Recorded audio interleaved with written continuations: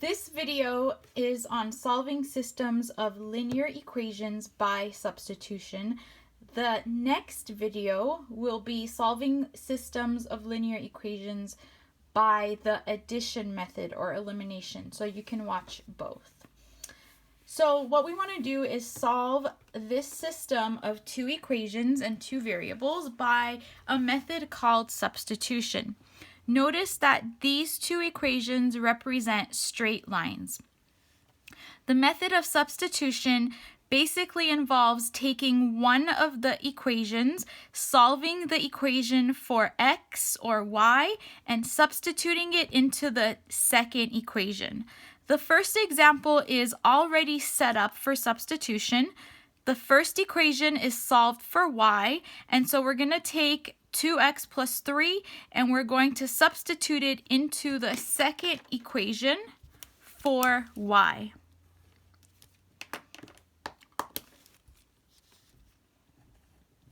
And make sure you use parentheses when you substitute. So instead of y, I'm going to write 2x plus 3.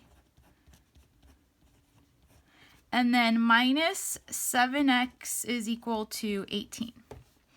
And then from here we have an equation with just our variable x, and we could solve for x.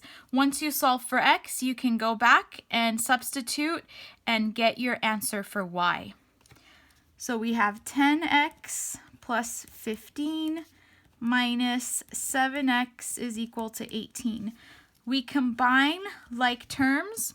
That gives us 3x plus 15 is equal to 18. We need to solve for x, so subtract 15 from both sides. When you subtract 15 from both sides, that is going to give us 3. And then from there, divide both sides by 3. We get that x is equal to 1. Once you find your answer for x, we also need to find the value for y. To find y, you can take your answer for x and you can substitute it into the first equation or the second equation. It doesn't matter, you will get the same answer. I think the first equation is easier because it's already solved for y. So just take 1, input it for x.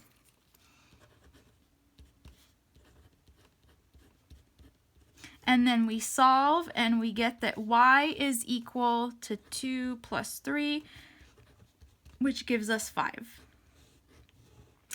The solution to this system of equations is an ordered pair. You can write your answer as 1, 5.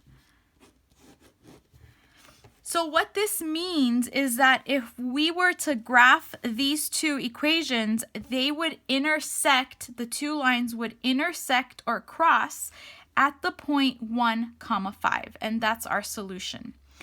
Anytime you have a system of equations, you can always check your answer to make sure it's correct. And so to check your answer, you take the ordered pair and you have to substitute it into both equations. And then you check for both. You have to check it for both. If we just check for one equation, that will not help us. So a quick check. I'm going to take 1, plug it in for x, 5, substitute it for y. So we're checking to see if 5 is equal to 2 times 1 plus 3. And so we do get 5 equal to 5. So I know that the ordered pair works for the first equation. It must work for the second equation. So I have to check the second equation as well.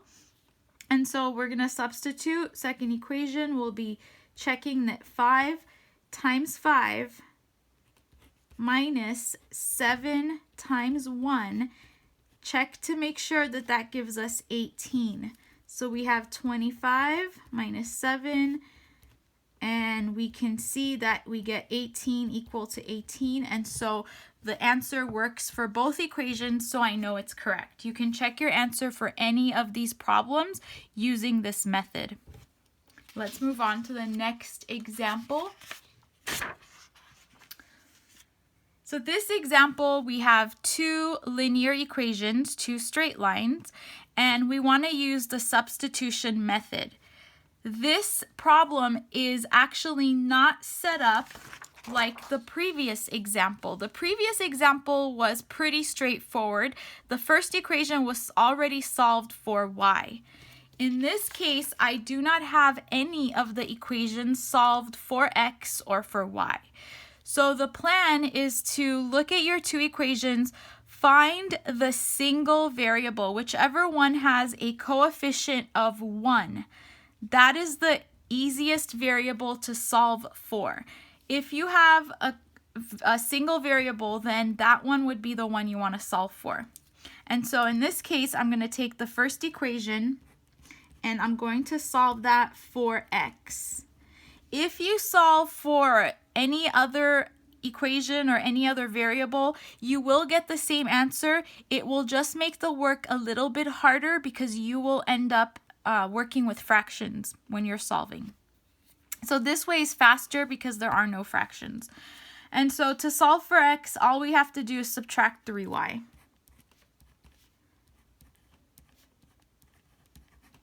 So I have this.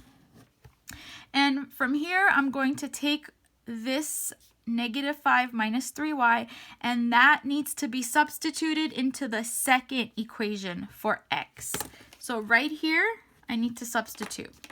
So we have 2 parentheses -5 minus 3y plus 2y is equal to 6. And then we distribute.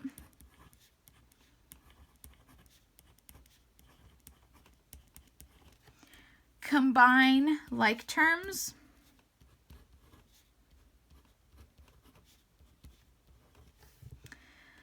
And then we need to add 10 to both sides. Divide by -4. So y comes out to be -4. So that is our solution for y. We also need to find x. To find x, you are free to go back to the original two equations and substitute -4 into the first or the second. It doesn't matter. I'm just going to use the first equation. I'm going to take -4, substitute it for y. At the same time, I can also just take -4 and substitute it into this equation because it's the same as the first.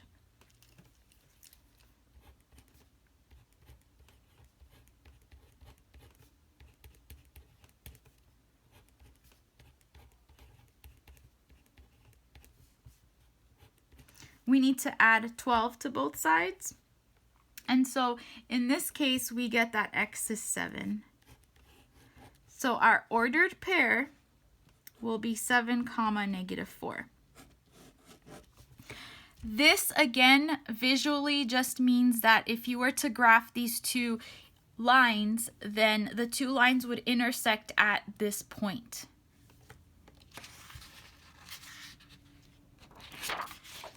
Last equation or last example. So in this case, we have two equations again, and we need to find the easiest variable to solve for. So in this case, I noticed that y has a coefficient of 1, which means that this is the easiest equation to solve for. It's easy to solve for y.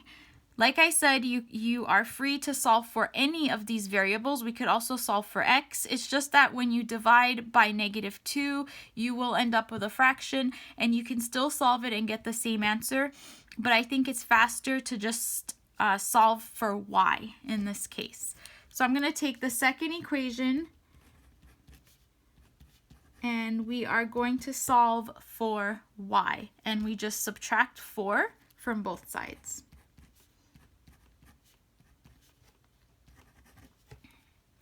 And then I'm going to take this -2x minus 4, and that gets substituted into the first equation in this case, right here. So let's do the substitution step.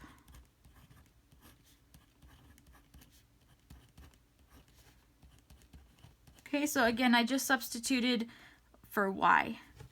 And we solve for x.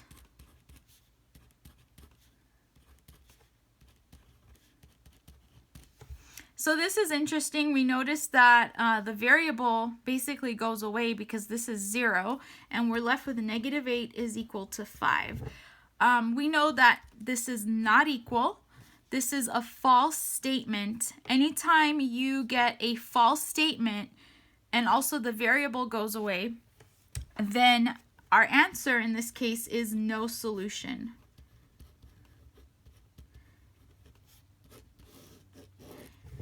So what this means visually is that if I were to graph these two lines, then they would be parallel. So parallel lines will not intersect. And if the two lines don't intersect, then there will be no solution. There will be no ordered pair. And so that's what that means.